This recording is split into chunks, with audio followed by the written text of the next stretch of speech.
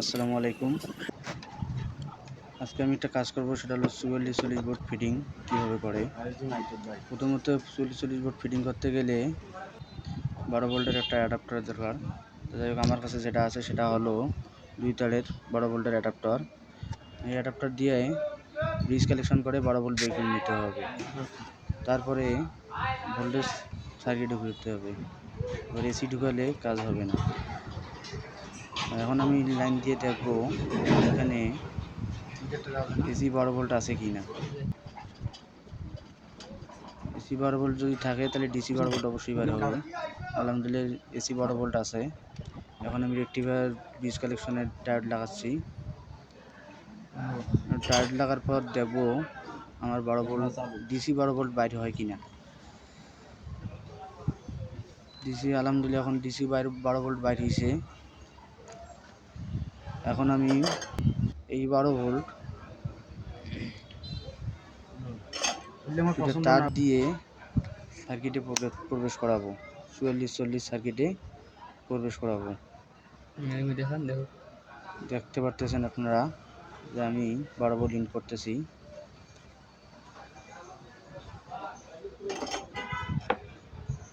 তারপরে speaker in করলাম, speaker line in করলাম। এখন মূলত কাজ হলো বেস্টন সার্কিট রেডি করা।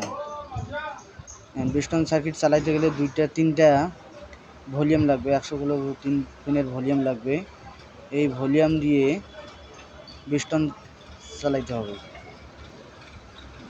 আবার একটা না থাকলে আবার কাজ করবে না, হয়তো বেস্টন কাজ করবে না।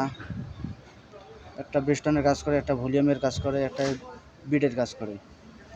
আলহামদুলিল্লাহ আমার তার টানা শেষ, ভলিউমের তার টানা শেষ। এখন আমি সার্কিটে ইন করব। আপনারা ভালো করে দেখেন কীভাবে কাজগুলো করি।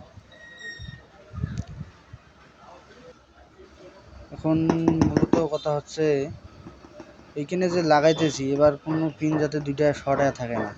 শর্ট থাকলে কিন্তু বেস্টন কাজ করবে না, সাউন্ড খারাপ আসবে, ফাটবে, একুরেট সাউন্ড আসবে না।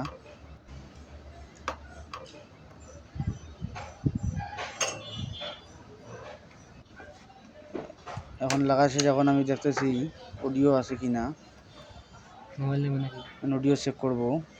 অডিও ঠিক আছে। তারপরে এখন আমি 78/5 একটা নিছি। 12 ভোল্টকে 5 ভোল্ট দেবে। 12 ভোল্ট ইন করব, 5 ভোল্ট আউট করব। এটা লাগার কারণ হচ্ছে চিপসের 5 ভোল্টের ব্লুটুথ সার্কিট একটা আছে, তাকে আবার 5 ভোল্ট দিয়া ভোল্টেজ দিতে হবে। 5 ভোল্ট লাগাই